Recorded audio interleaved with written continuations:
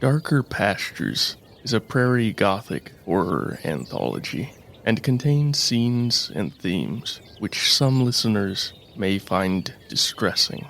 For specific content warnings, please always be sure to check the episode notes and listen at your own discretion. Thank you for tuning in.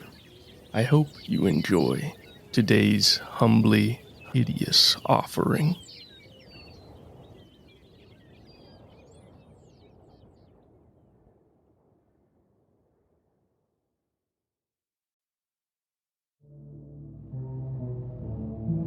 The plains are vast and unforgiving, scorched in the summer and frozen by winter, often going thirsty for weeks or even months on end, forever buffeted by stark winds. The indigenous peoples lived mostly on the periphery of these lands, either settling in the fertile places near the waterways, or transiently visiting the inhospitable interior reaches during long journeys and hunting expeditions.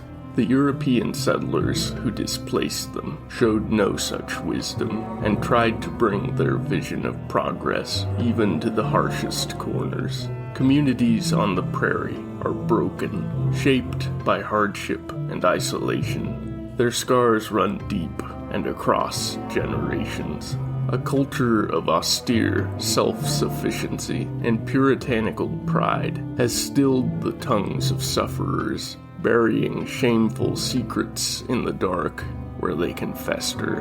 And that which festers too long gives birth to the vilest and most destructive abominations.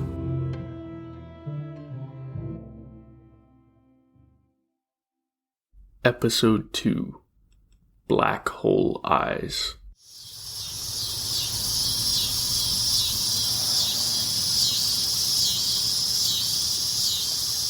It's the sort of summer day that falls lazily on the fields and pastures, gently warming rather than scorching, bringing the color to vivid life rather than bleaching the world.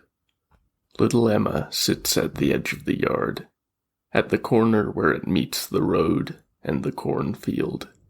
Her family's house sits on the edge of the sleepy little town, a liminal space between community and isolation. Her sister Isabel, whom Emma insists on calling Izzy, even though she hates that nickname, has gone inside to help their mother make lunch. 13 years old, Isabel is proud and dolefully responsible, convinced she is almost an adult. It annoys Emma to no end. Unlike her sister, Emma has no interest in growing up. She has noticed how adults always seem tired and unhappy, heard how they incessantly complain about jobs, taxes, bills, and politics, how they never have enough time. It seems miserable to her, so instead she plays in the sun-bleached grass, amidst the detritus of the drooping catalpa, twigs and leaves, and leathery brown bean pods. She pretends that some of them are people, and that others are fantastical creatures, all of them caught up in a whirlwind romance of love, war, and sorrow. Emma pauses as a shadow flits on the edge of her vision. She looks toward the road, pink gravel and pale tan dust. A man is crossing it from the direction of the fields, walking at a leisurely pace. She cannot see where he might have come from, other than the rows of tall, drooping maize stalks. There is something strange about the man. He is vague and shadowy despite the noonday sun, as though the light avoids him. He wears a shapeless, broad-brimmed hat, a worn jacket, trousers and linen shirt, and leather shoes, all of antique fashion. The man comes to the old, chicken wire fence at the edge of the yard and peers over it at her. Emma cannot see his eyes, no matter how she shifts. The shadow under the brim is too deep. The man crooks a finger. "Hey there, pretty girl," he says in a voice like cold rain falling. "Come play with me."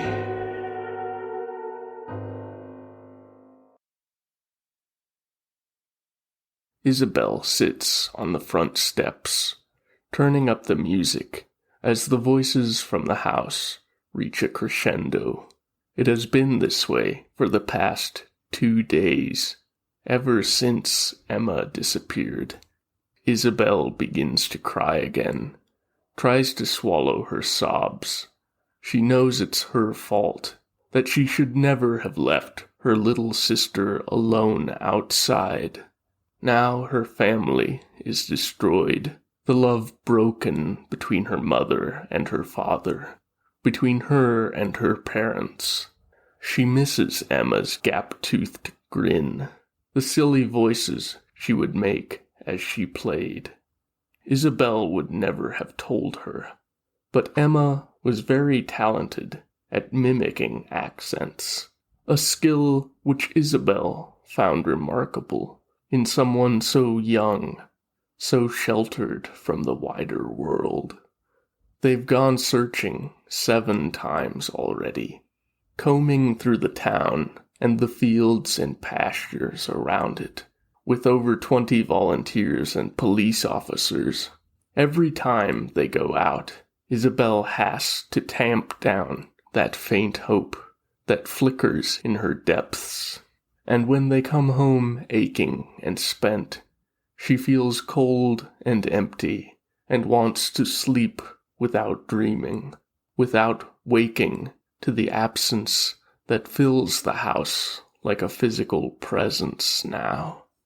She hears her father asking how her mother could have left Emma untended and unsupervised, and then he asks in a cold, cold voice what kind of mother she is.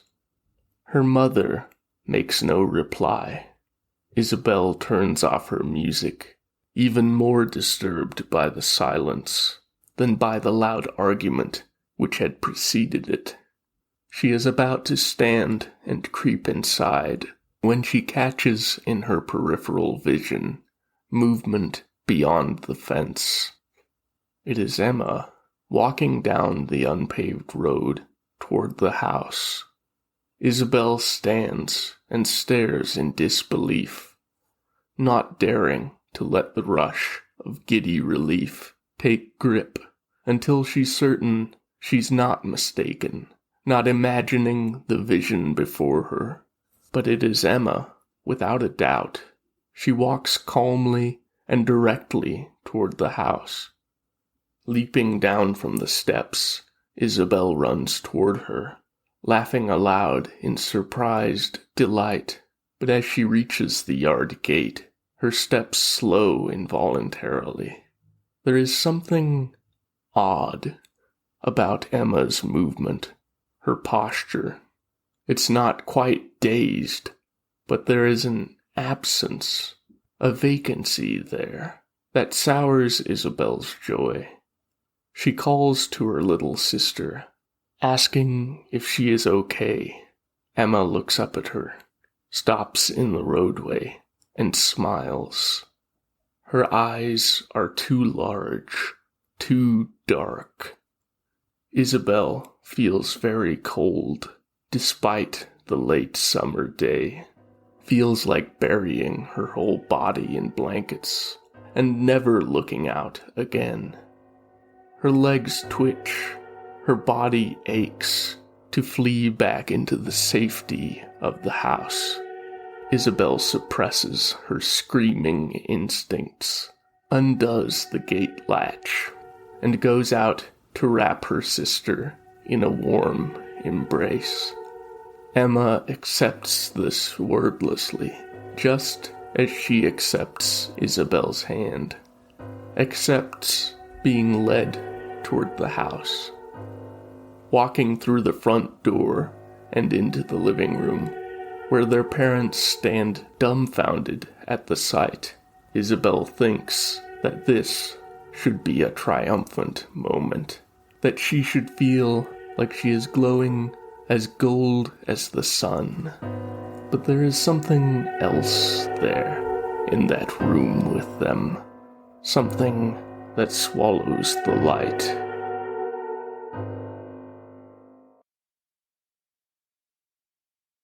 Matt cannot concentrate on his work. His grader blade keeps edging off the road, cutting into the ditch. He pulls off into an old, abandoned farm and sits staring over the fields, trying to gather his fragmented mind. He should be happy, he tells himself. His youngest daughter is back, apparently unharmed, but she will not speak, will not tell them where she has been, says not one word about what has happened to her in the meantime. They have taken her to a child psychiatrist, a woman with short hair and an open, ageless face. Matt did not like her.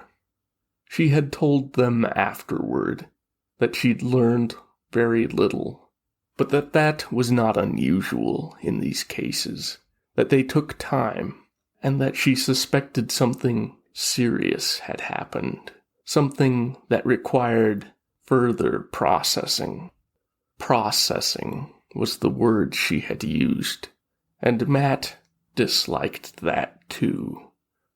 It sounds like something from another reality, not his ordered, sensible one. Something that a touchy-feely liberal would say. Some new-agey urbanite. All the people far away whom Matt can never understand. But he didn't argue, thought that unwise. He knows there is something wrong, and it's also something from outside his reality, something he doesn't have the means to grapple with, to understand, or to remedy. He takes a few deep breaths, decides he might as well take his lunch break now, and kills the engine of the motor grader. Opening the small cooler beside his seat, he unwraps a lunch meat sandwich, cracks open a fizzing can of cola. He eats and drinks mechanically, not savoring, or really even tasting what's in his mouth. A crow perches on the cooling hood of the grader, looks at him with small black eyes. Matt's stomach begins to roil acerbically, and he only barely manages to open the door and lean out before spilling the fresh contents of his stomach. He watches it spatter among the weeds of the ditch. The crow caws, flutters down to pick at the undigested refuse. Disgusted, Matt takes the aluminum can in his hand and hurls it at the bird, pale brown foam spewing as the can tumbles through the air.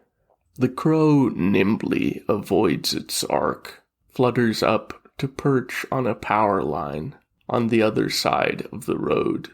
It gazes down at him, waiting patiently for him to leave it to its meal. With a ragged, muttered curse, Matt closes his door, starts the engine, rolls down the road. For a time, his anger helps him to focus, and he manages to get 3 miles of road cut clean and even. But as the afternoon wears, his mind begins to wander again, and he leaves the roads worse than he finds them. When his shift ends, the thought of returning home makes his mind feel viscous and dark, like it's clogged with spent engine oil. Cynthia turns from the sink, where she is washing the day's dishes. She is alarmed by Isabel's wan, wavering call, and still more so by the fact that Isabel called her Mama, a term of address she hasn't used since she was 8 years old. When Cynthia asks her what's wrong, Isabel bites her lip hesitantly. The mother reflects on what a beautiful girl her daughter is, even at this young age, and feels a stinging in her chest. The world is not kind to beautiful girls, perhaps no kinder than to those it deems less than lovely. The cruelty just sometimes takes a different form, and in this moment, her older daughter looks so vulnerable, so uncertain. Cynthia resists the urge to cradle her, to wrap her in her arms, and try to protect her forever, something every good parent wishes to do, but knows is ultimately impossible. When Isabel finally finds her words, she can only utter that Emma said something very upsetting. Cynthia almost smiles, believing it's only a typical sibling disagreement. But that amusement fades instantly. Isabel is trembling, far more troubled than such a fight would leave her. Trying to sound calm and soothing, Cynthia asks what Emma said. Isabel looks away, picks at the hem of her robin's egg blue summer dress. She repeats Emma's revelations that she went to play with a man with eyes like dancing shadows. Cynthia goes still, her spine rigid and her eyes unseeing. Her mind has fallen into a dim place, wrapped in a deeply buried memory that is resurfaced, called but unwelcome. She remembers a shadow looming tallly over her, eyes that are nothing but swirling pools of ravening void. Once more, Isabel addresses her as Mama, and Cynthia absently says that they will speak more of it when Matt comes home. She turns back toward the dishes, picks up a plate. As she scrubs it clean, her grip steadily and unconsciously tightening, it shatters in her hand, cutting her index finger badly. She looks down at the reddening suds, her mind stuck on a vision of boundless dark, on a sensation of falling endlessly.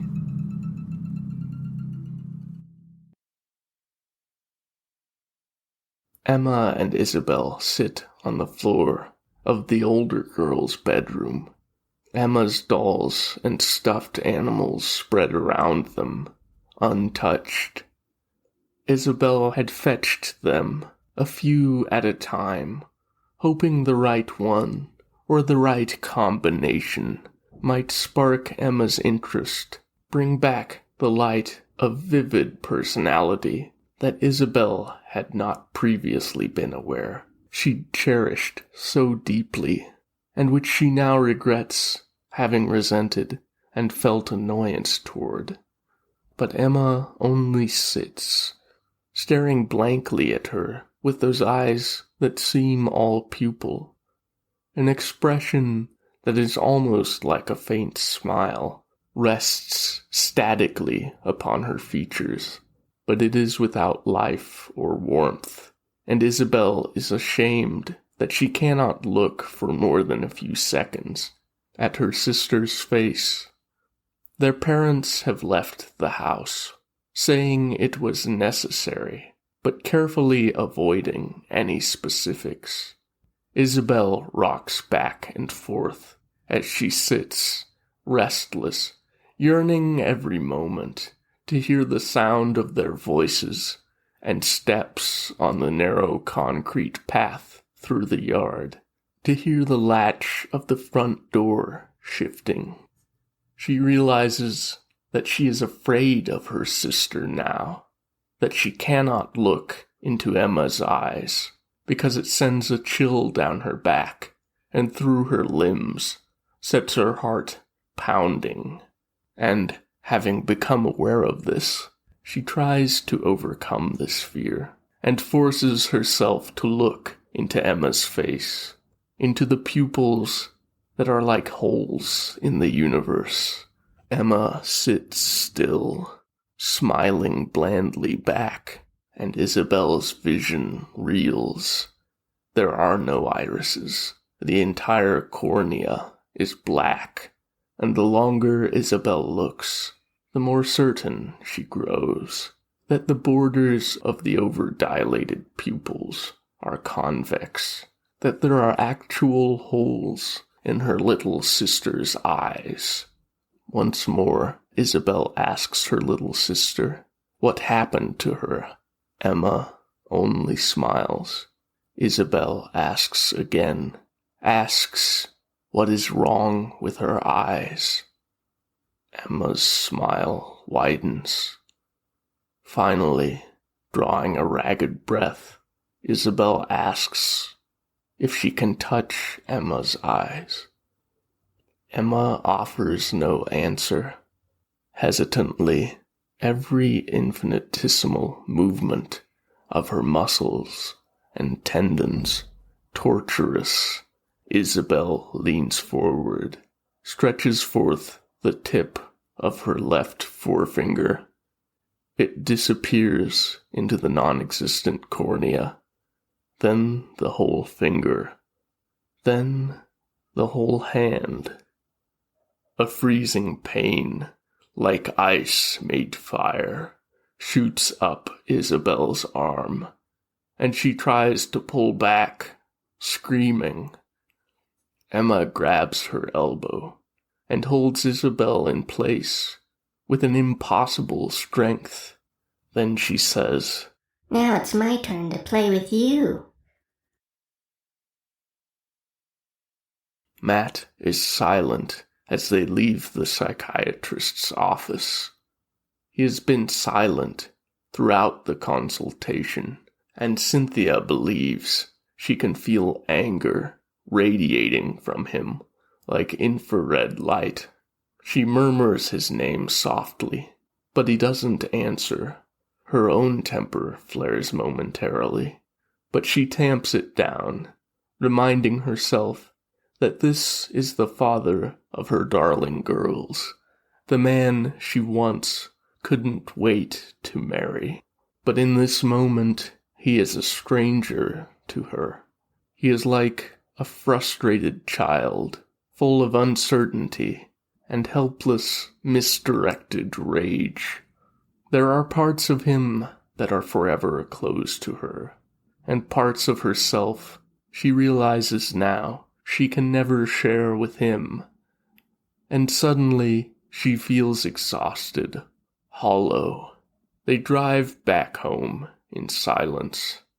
The afternoon sky is gray rather than blue, the harsh, hot sun blanching it and the landscape of all vibrancy and vitality. When they arrive home, Emma is standing in the road, looking eastward toward the center of the little town. She doesn't respond as they approach, as they park, or even when they call to her.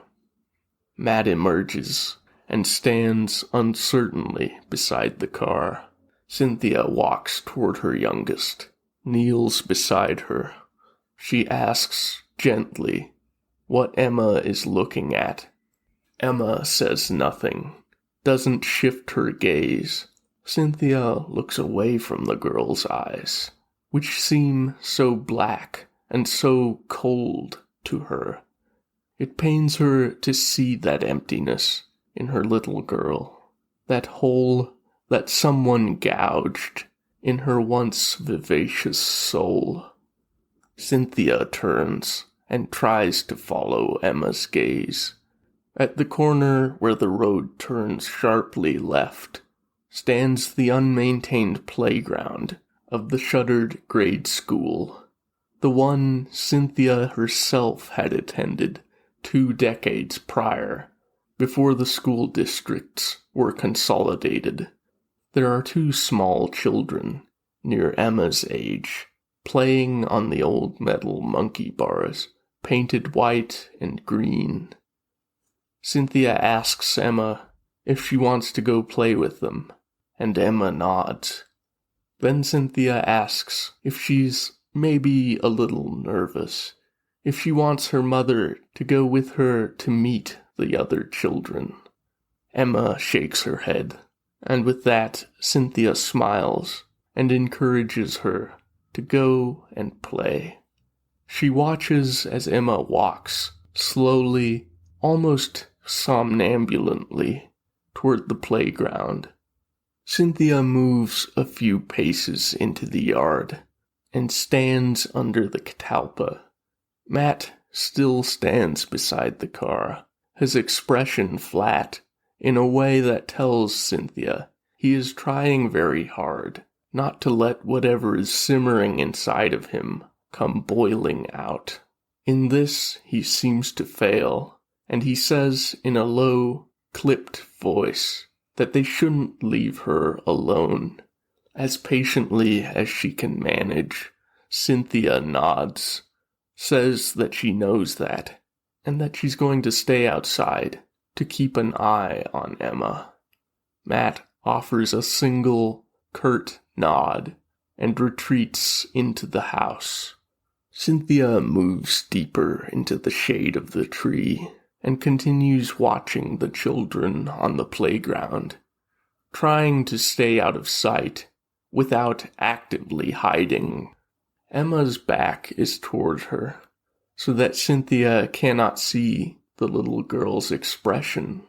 The other children have descended from the monkey bars and stand as motionless as children of that age ever can, apparently listening as Emma speaks.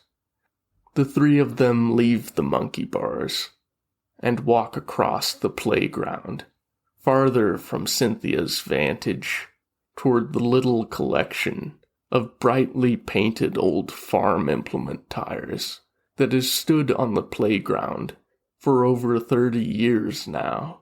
Cynthia remembers playing on and in those tires herself, remembers the way the unpainted insides would leave her hands blackened and smelling of aged, sun-beaten rubber. The 3 children disappear into the mass of colorful tires.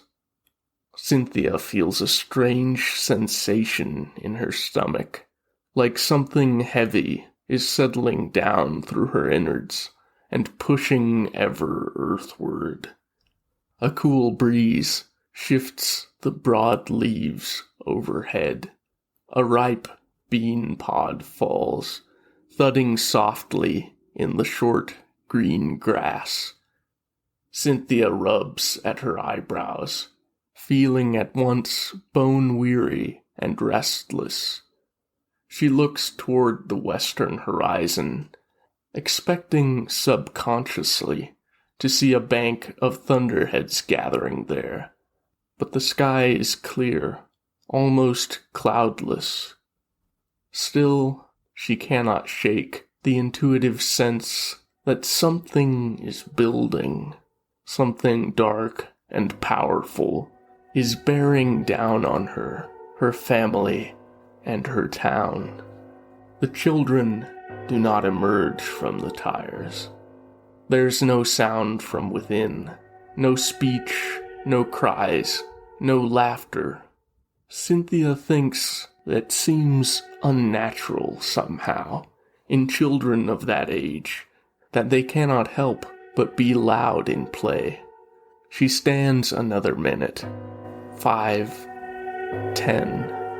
Still no sound, no movement in that hideously garish pile that only children would ever find appealing. Craning over the fence, she abandons her attempt at unobtrusive observation, but she can see nothing. With slow steps, she leaves the yard, begins to walk down the road toward the playground, and then Emma climbs out of the tires, alone. She stands a moment, she and Cynthia gazing at each other, and for some reason, Cynthia feels a chill pinprickle spider its way down from her scalp over her spine, feels her pores open in a sudden cold sweat. Emma walks toward her, somehow quickly closing the gap despite her unhurried gait. Cynthia feels like everything is draining out of her, thought and color and feeling and awareness. She feels like she might collapse there on the road. Emma stops before her and looks up at her, her words sounding hollow and distant, spoken by someone else in a dream. Cynthia asks if she's ready to go home, and Emma nods. Cynthia asks if the other children were nice. Emma nods again and smiles. That awful centipede leg sensation flows through Cynthia's nerves again, and she feels breathless, trying to force these unpleasant sensations away, telling herself that she's overreacting to nothing at all. She takes her daughter's hand and leads her back toward the house. She cannot help but notice, though, that Emma's hand is as lifeless as a corpse's within her grasp. When they are inside, Matt is sitting at the dining room table, staring into blank space. He looks up when they draw close, stares at Emma, and asks where her sister is. Emma points wordlessly toward the stairs that lead up to the 3 bedrooms in the house. Cynthia asks if Isabel is feeling all right, but Emma only looks at her. Cynthia begins to move toward the stairs, but Matt stops her with a shake of his head and tells her to let Isabel rest, that maybe she just needs some time alone after everything that's happened. Cynthia frowns, considers arguing, but instead sits at the table. The exhaustion has finally caught up to her, and she finds she doesn't want to move again, can't even bring herself to think about making dinner.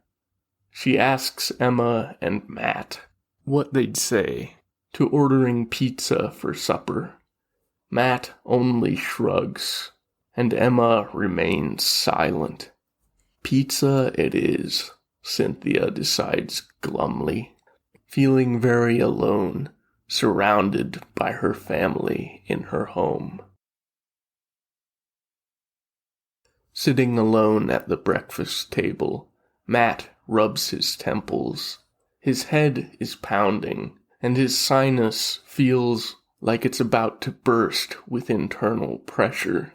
He still wears the white undershirt and blue-striped boxers he slept in the night before. It's Saturday, and that's the sole thing for which he's grateful. He hasn't slept well for days since Emma first went missing, and it's starting to catch up with him. He slowly opens his eyes and surveys the dining room dimly. Emma's bowl of cereal sits on the other side of the table, untouched. Emma didn't take a single bite of the pizza Cynthia picked up the prior evening either, he reflects. Reaching across the table, he drags the bowl toward him carefully. chews a few soggy mouthfuls unenthusiastically.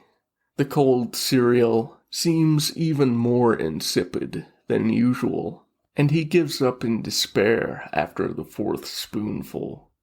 He wonders once more if he should have gone with Cynthia and Emma, imagines listening again to that damned woman talk about trauma and processing and active listening, and knows it's better he didn't go.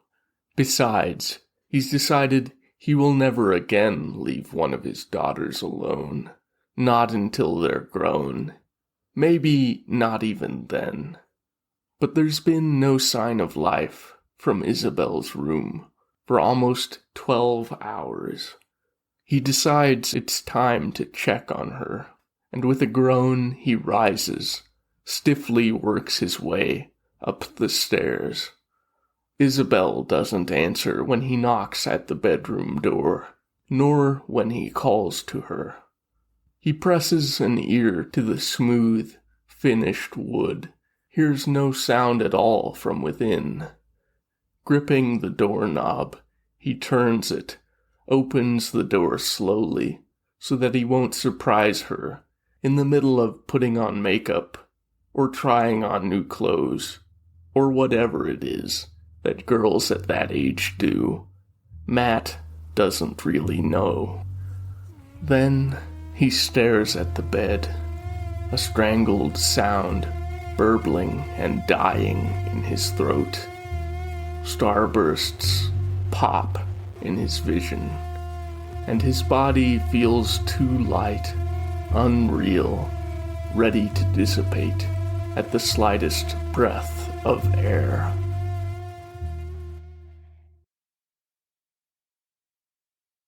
Cynthia sits patiently outside the psychiatrist's office, her right leg jumping in a nervous habit that she had successfully suppressed since her mid-teens, but which has now fully returned. She looks once more at the clock on the wall. It's been over 40 minutes, and she doesn't know if that's long or not. Reaching into her purse, she pulls out her phone, stares blankly at the screen. She can't remember why she got it out, if she even had a reason. She thinks that her mind is fraying at the edges, that ever since Emma disappeared, both her inner and outer life have been disintegrating. After a moment, she pulls up the internet tab that she's viewed a dozen times already, scrolls through the advice.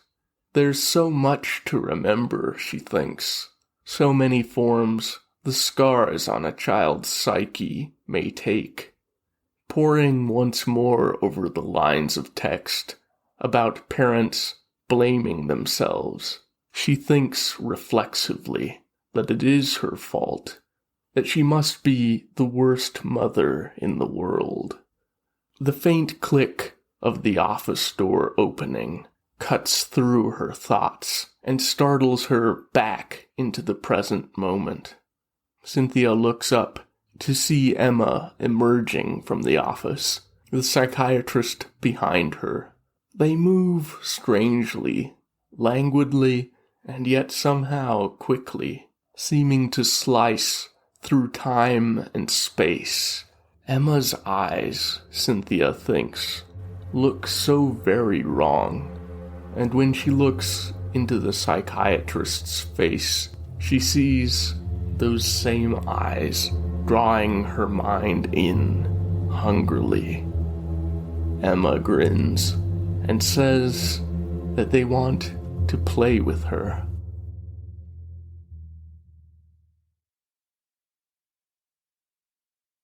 Matt doesn't know how long he sat there, slumped on the threshold of Isabel's bedroom. He hasn't been able to muster himself enough to approach the bed, to cradle what remains of his eldest daughter.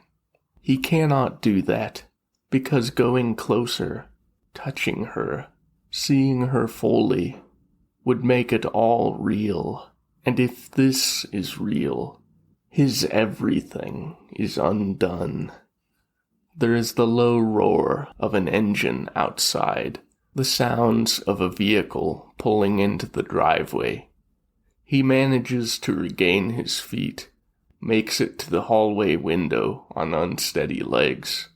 There's no sign of a vehicle when he looks out, though, but he sees Emma walking toward the house, disappearing soon from his line of sight. He wonders where Cynthia has parked.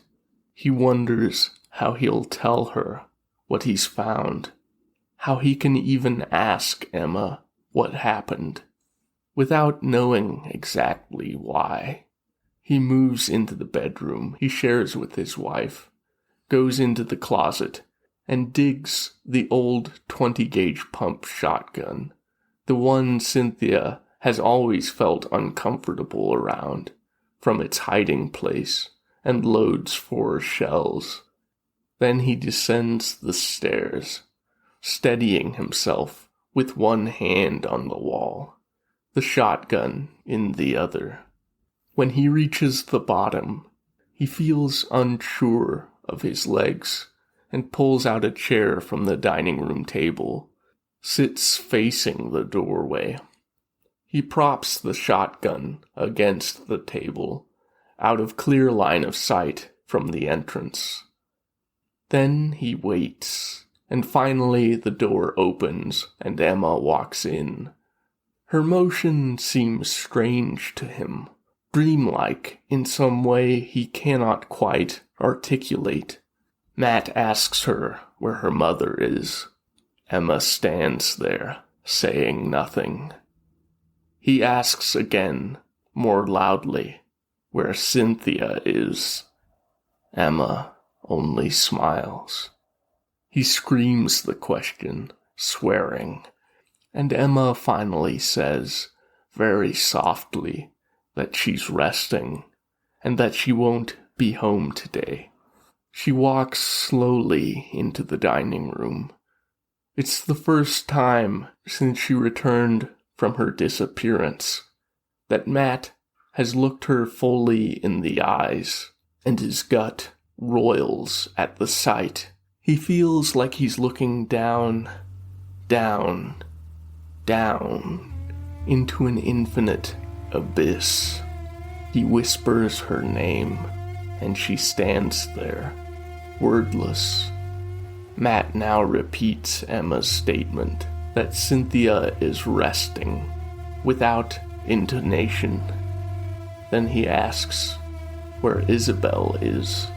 Emma says that she is resting too. Matt reaches for the shotgun, brings it out into plain sight. He asks her what she did to Isabel. His face has gone pale, mingled tears and spittle flying from his lips as he speaks. Emma says she played with Isabel. She played with Mommy, and now she wants to play with him too. Black flecks dance across his vision, and Matt feels like his skull is about to split, feels he will lose consciousness. He pulls up the shotgun, rests the muzzle against Emma's forehead.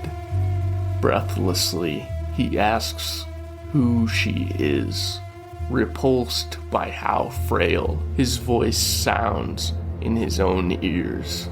He asks her what she's done to his daughters. Emma grins. Matt pulls the trigger, screams as the little body flies backwards. He can't bear to look at what he's just done. He pumps the shotgun, the ejected shell plopping softly on the carpet, turns the barrel so he can put it into his mouth. He pulls the trigger once more.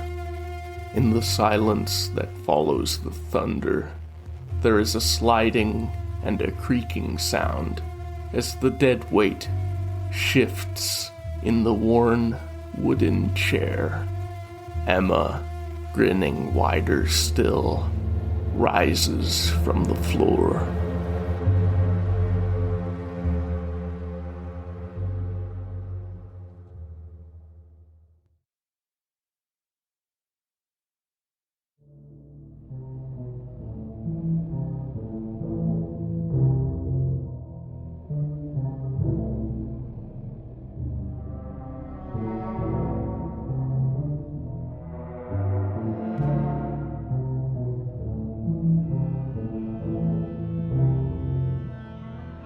Story, narration, and arrangement by Lars Mullevand.